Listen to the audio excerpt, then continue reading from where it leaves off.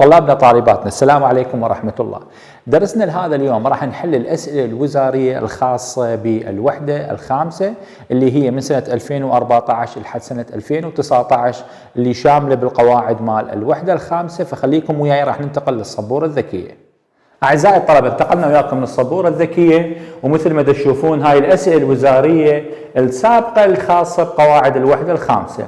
يعني الطالب إذا بس يتمرن على هاي الجمل اللي خاصة بالسنين السابقة راح يكون كلش قوي بالوحدة الخامسة قواعدية.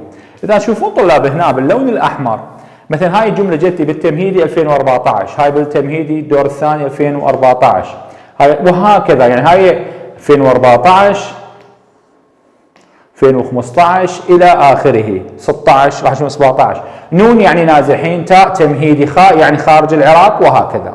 فطلاب راح نبلش ونقول بسم الله الرحمن الرحيم. وهاي أول جملة راح نشوفها. هذا الموضوع هو relative pronoun. نشوف المشترك شنو مثل ما شرحنا. المشترك هو سلوى وشي، فالمشترك بداية لو وسط لو نهاية، المشترك بداية، فراح يصير الحل سلوى. تمام؟ بما انه يعني عاقل فنجيب هو. الجملة الثانية بدون شيء هو she بدون شيء هو speaks 3 languages.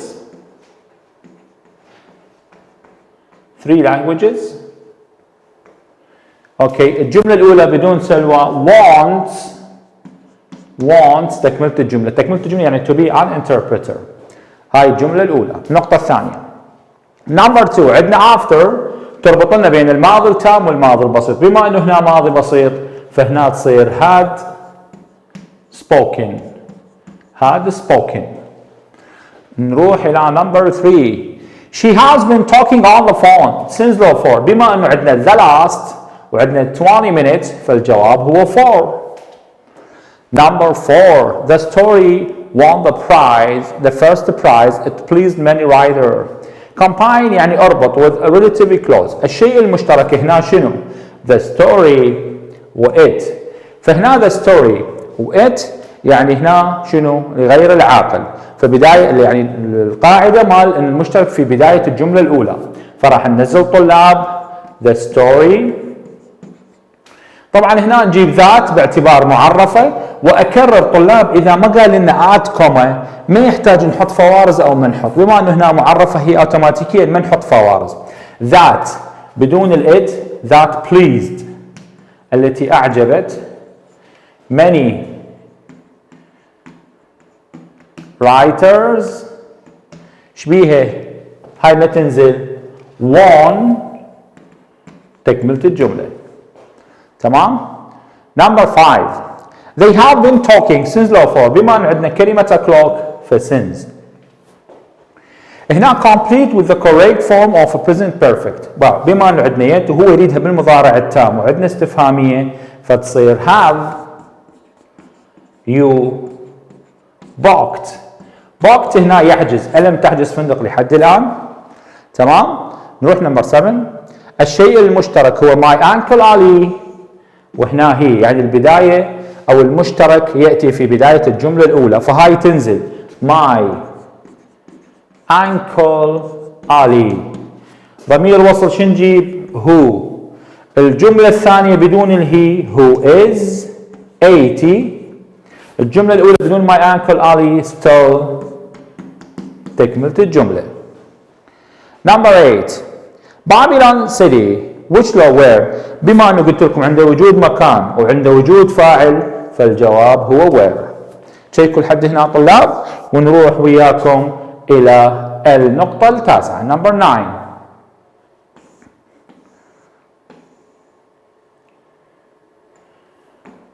So number 9 have you ever or never come at the dessert. بما أنه علامة استفهام قلت لكم بالمضارع التام ويا الاستفهام نستخدم ever.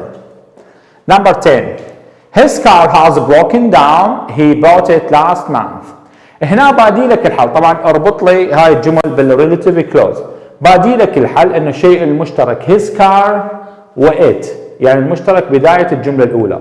فهنا إذا كان his car أو إذا كان محتوي على a أو an سواء كان بداية أو وسط أو نهاية نحطه في بداية الجملة. فصارت the car his car وإيش نجيب؟ خلينا نقول which أو نقدر نقول that باعتبار هنا معرفة. the car which شنو؟ which he bought last month شبيها هاي تنحذف هاي تنزل، هو حال has broken down. تمام؟ طبعا هنا نقدر نقول which، لكن الاصح انه نقول that لانه باعتبار معرفه، لكن which مو خطا. زين ننزل على الجمله اللي بعدها. ليلى is in the kitchen. She has been cooking or cooks for 3 hours now. طبعا هنا she has been cooking باعتبار عندنا now، وهنا يدل على المضارع التام المستمر. تمام. How many letters did you write? Have you written so far؟ بما انه عندنا so far ظرف يدل على المضارع التام، فهنا have you written. تمام؟ have you written. Number 13.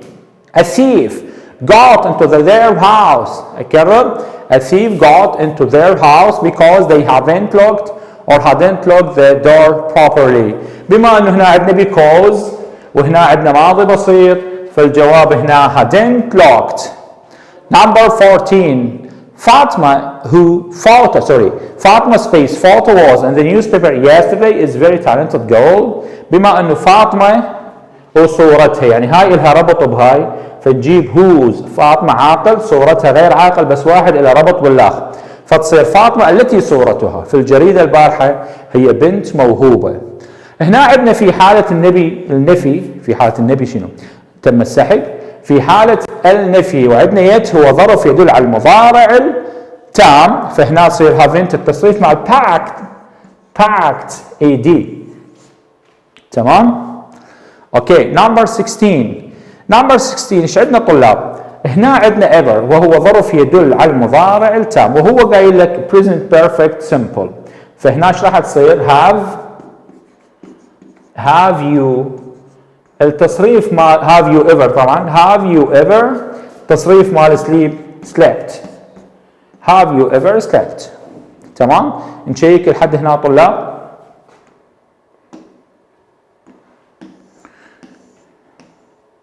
Number 17. Horse riding is my brother and his favorite sport is expensive. استخدم لي who أو which. طبعا هنا هو أكيد مو عاقل، هو لعبة يعني ركوب الخيل، فهنا which. تمام؟ Number 18. طلاب. Fadia didn't speak to me since her sister wedding. Rewrite the sentence correctly. طبعا هنا يقول لك عيد تصحيح الجملة بشكل مناسب. بما انه عندنا since وهاي حليناها بتيست يور سيلف، هذا تمرين ابو صح وخطأ. هنا عندنا since وهنا عندنا didn't speak، ف didn't speak يدل على الماضي البسيط، وsince يدل على المضارع التام، فشي يصير الحل؟ لازم نعتمد على الظرف بالتصحيح، فراح تصير فادية. تمام؟ didn't speak شو تصير؟ hasn't spoken. تكملة الجملة to me since إلى نهاية الجملة. النقطة اللي بعدها 19. Can I borrow that book after you? Here you are. هنا يريدك تحل بالجاست وتجيب تصريف ثالث من عندك. أقدر أستعير هذا الكتاب وراك. هذا تذكرون التمرين اللي حليناه في البداية بلسن 2 أو لسن 3، إنه نستخدم يا إما just أو already أو yet. هنا استخدمنا just لأنه فشيها استوى صار، فتصير بالمضارع التام I have just. جبنا تصريف من عندنا finished it، أني أنهيته توا. زين. Number 20. The Tigers Hotel has fabulous pool. The pool opened 2 months ago. شنو الشيء المشترك؟ قلت لك عند وجود مكانين فيكون الاعتماد على المكان الثاني أي الملاحظة الثالثة. فهاي الجملة the Tigers Hotel has fabulous pool. زين. طلاب حتى ندخ، واحد قال استاذ مكان نجيب وير. تمام؟ خلينا نقول نحط which ونحط where حتى نعرف بعدين ياخذ الجواب اللي يناسب. المشترك هنا حذفناه، نزلنا opened 2 months ago. زين. احنا قلنا عند وجود هنا شنو؟ fabulous pool معناتها مكان ويجي وراها فعل، فما يصير نحط where، الجواب هو which. تمام؟ زين. This is the goal. كم عندنا عاقل الفعل فنجيب لها هو. النقطة 22. Let's take جميل to the new Italian restaurant. Have never went there. وهاي أيضا تمرين موجود بالصح والغلط بتيست يور سيلف. هاي الجملة منا لهنا تنزل نفسها كل شيء ما بيها.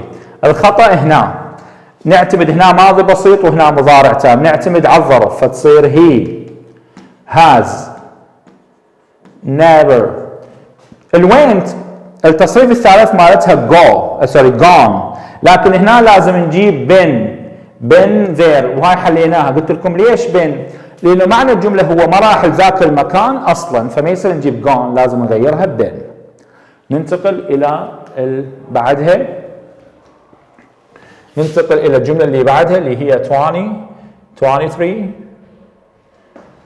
She has writing letters. She started at 2 o'clock. هنا ايش يقول لك؟ Write in the present perfect continuous with since or for. هاي لازم نسوي لي اياها جملة واحدة وتربطها بسنس او for. فبعض الطلاب داخل وقالوا استاذ انا اشتغل على هاي لو اشتغل على هاي. الشغل يكون على هاي وبعدين السنس والفور هذني احذفهن اضيفهن على هاي. شلون راح يصير الحل؟ بالمضارع التام المستمر راح تصير she has been writing letters. يعني هاي كلها نزلت she has بس نزلنا وياها been. She has been writing letters. She started من ننزلها؟ ايش راح ننزل ويا 2 o'clock؟ since هاي راح تنزل since 2 o'clock. تمام؟ 24. Have you ever or never؟ الجواب have you ever. ليش؟ لأنه عندنا استفهامية، لأن ever ويا الاستفهام never مع النفي والجواب على السؤال. 25. I am in a really good mood because I've just been finishing my exam. طلاب هنا بدنا نعتمد على البيكوز، لأن البيكوز يجي قبلها ماضي بسيط ويجي وراها ماضي تام. هنا أنا في مزاج جيد يعني مضارع، فهنا بدنا نعتمد عليها. زين ويا الجاست مضارع تام لو مضارع تام مستمر. ويا الجاست مضارع تام والفينيشد يعتبر هو فعل state verb يعني انتهى الحدث، فهذا هو الجواب الصحيح. 26. I haven't seen her since لو for بما انه 3 months فهي 4. الجملة اللي بعدها how long you be a pilot. Question use present perfect simple or present perfect يعني simple or present perfect continuous. فهنا عندنا الفعل بي يدل على المضارع التام، بدي اقول لك صحح لي اسال لي بهاو لونج مع المضارع التام او مع المضارع التام المستمر، فراح تصير مع المضارع التام هاو لونج بما انه يو هو الفاعل فتصير هاو لونج هاف يو التصريف الثالث مال بي بين تكمله الجمله a pilot. تمام. 28 صف يعني رقم 28. هنا يريدك بالpast perfect or past simple. عندنا before شو يجي وراها ماضي بسيط فيجي قبلها ماضي تام فتصير had locked ضفنا له ed وهاد. 29 بيروت where لو which بما انه هذا مكان وهذا فعل فالجواب هو which. تمام. نروح نشوف البقيه.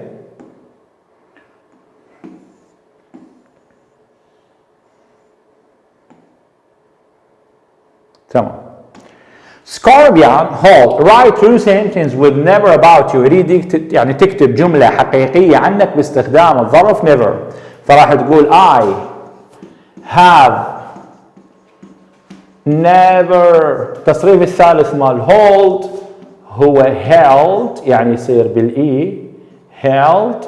شلون صارت ما أعرف. held.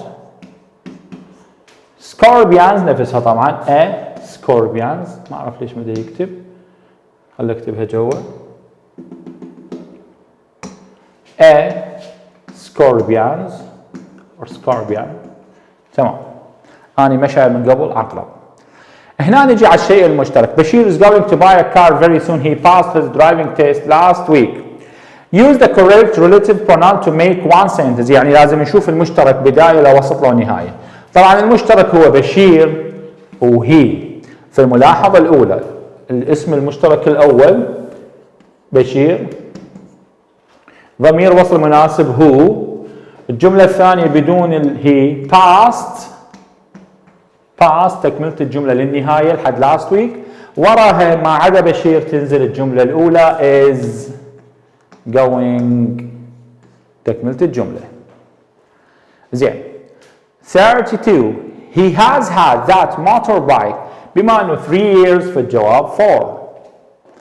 33 the star restaurant has lovely garden. You can have milk there on summer evening. ايضا هنا لازم نربطها ونشوف الشيء المشترك. عند وجود مكانين هذا مكان وهذا مكان نعتمد على المكان الثاني. فهاي الجملة الأولى كلها تنزل the star restaurant has lovely garden. من تلقى there direction جيب where. اوكي اذا الجملة الأولى كلها نزلت تمام. You can have تنزل by where you can have a meal there ما تنزل on تكملة الجملة تمام. 34 Adam has come back from Beirut yesterday. هنا عندنا ظرف yesterday وهنا عندنا has come يعني مضارع تام بماضي بسيط. دائما نعتمد على الظرف. فشو تصير؟ آدم مكان has come الهاز تحذف هنا تصير came والباقي كله ينزل نفسه. 35 I have had this car since the fall. بما أن November في الجواب since. 36 when we got to the cinema the film. هنا عندنا وين يجي وراها ماضي بسيط وهنا يجي وراها ماضي تام اللي هو had تصريف ثالث. إذا نشيك لهنا طلاب.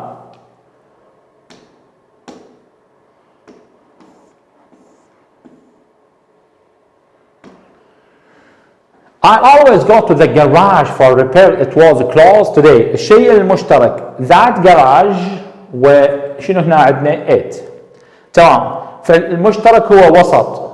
فذات garage صار the garage. من يجي مكان it قلت لكم دائما يا اما نسوي هاي الفقرة يا اما which او where وبعدين نشوف. اذا للجمل المشترك نزلناه which.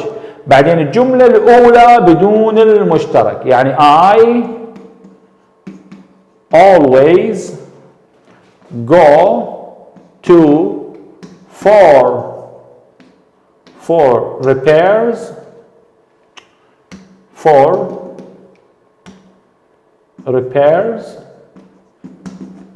was closed today.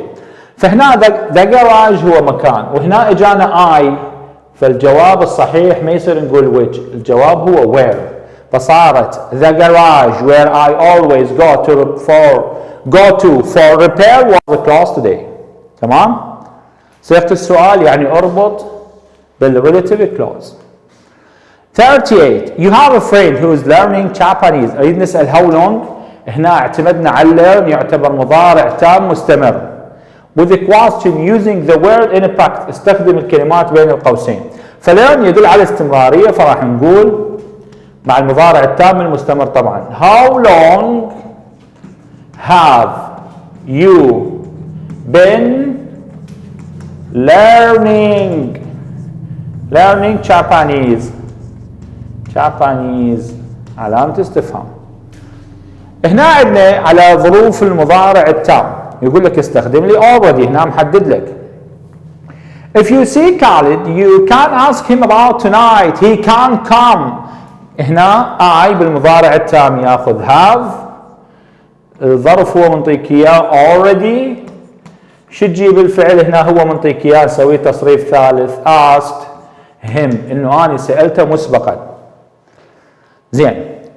We have all been to the park last weekend. Correct the sentence.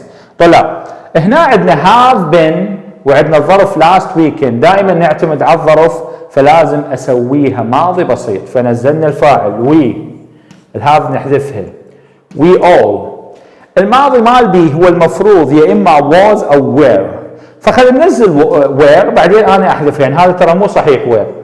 مو صحيح، بس دا أريد أفهمك ليش مو صحيح. We all were to the park last weekend. زين، معناته الجملة نحن كنا للمتنزه، فما يصير نقول نحن كنا، لازم حركة سريعة، مكان where شجيب went، يعني ذهبنا للمتنزه. 41 My parents aren't at home this evening. They have but يعني والدي ماكو هم هذا المساء بالبيت. They have gone، لأن هذا يجي وراها تصريف ثالث. Gone out. The wedding went well because they. طبعا هنا نعرف ان because يجي قبلها شنو؟ ماضي بسيط ووراها ماضي تام، فتصير had organized، يعني had وتصريف ثالث. تمام؟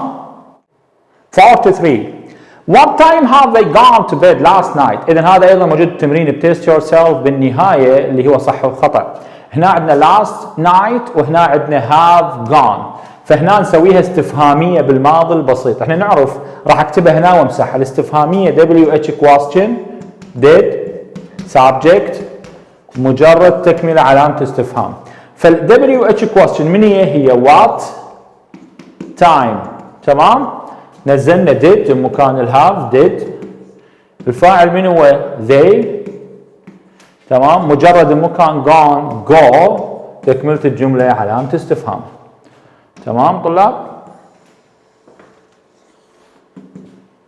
زين. The person بما انه هنا عاقل وهنا فعل، طبعا الجواب هو. 45 I bought him a new mobile phone last weekend and he. هاي الجملة منا لهنا صحيحة. هنا and he already شنو النقص بيها طلاب بالمضارع التام؟ بس has. اوكي؟ 46 I haven't seen her since لو for بما انه سنة since 2001.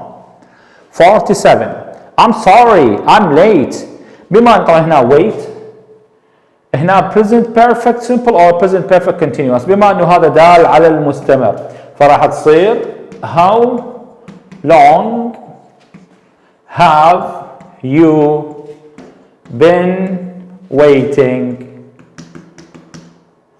علامة استفهام. تمام.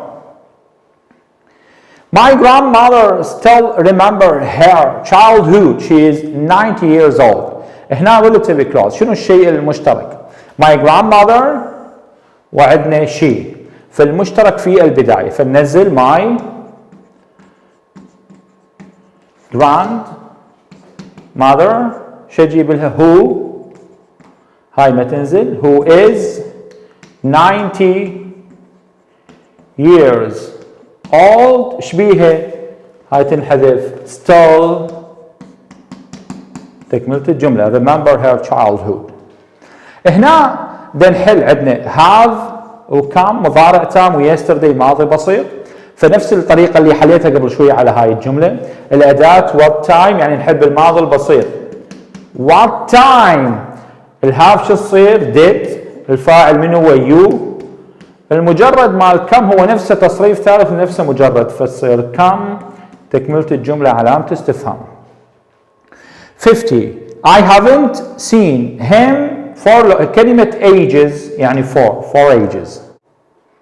51 I طبعا هنا أقول لك never touch snake make true sentence about yourself. هنا تكتب جملة عنك باستخدام never، فراح تقول I have never تصريف مال touch بس تضيف لها ed touched. تمام. تكملة الجملة شنو؟ a snake.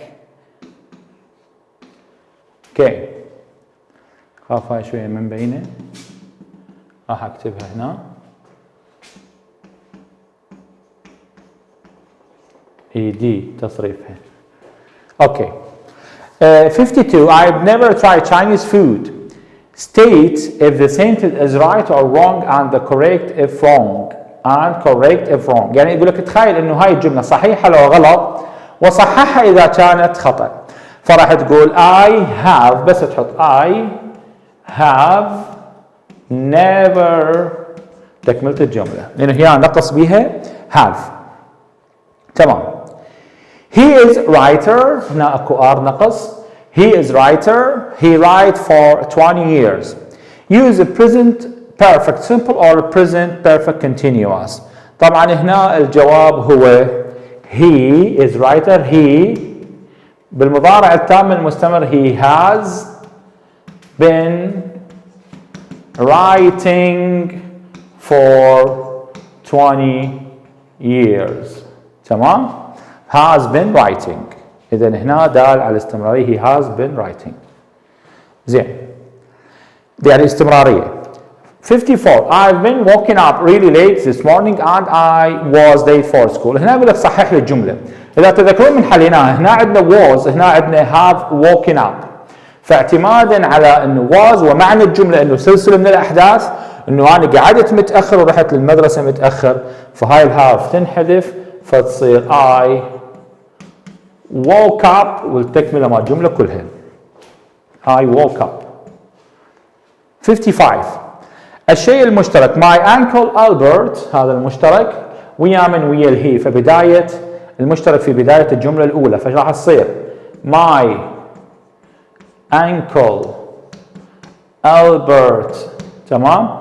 who تحذف الهي who is 86 تكملة الجملة الأولى still ونكمل الجملة للنهاية. زين.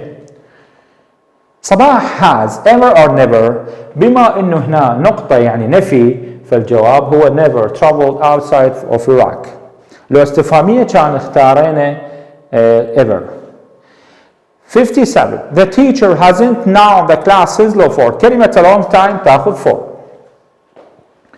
Number 58 my sister isn't at home at the moment she has، هي مو بالبيت بهذه اللحظة she has gone shopping، هي طلعت يعني طلعت وبعدها ما رجعت. 59 does سميرة know about the meeting I'm sorry، هنا يريد بالمضارع التام استخدم لي ظرف يت وجيب لي تصريف ثالث من عندك. احنا نعرف انه اليت بما انه هنا بالنهاية ماكو استفهام فتصير نفي، فتصير I haven't. تمام. I haven't شنو told her yet، أنا لم أخبرها لحد الآن. فإذا جبنا التصريف الثالث told من عندنا، هل إنه سميرة تعرف حول اللقاء أو sorry my sister isn't at home. sorry 59 does سميرة know about the meeting، هل تعرف حول اللقاء. I'm sorry، كلمة I'm sorry هي المفتاح، إنه هي ما تدري، ف I haven't told her yet. نشوف البقية.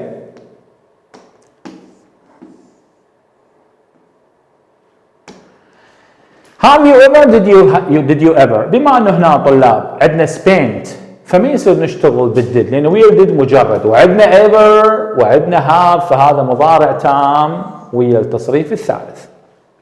تمام.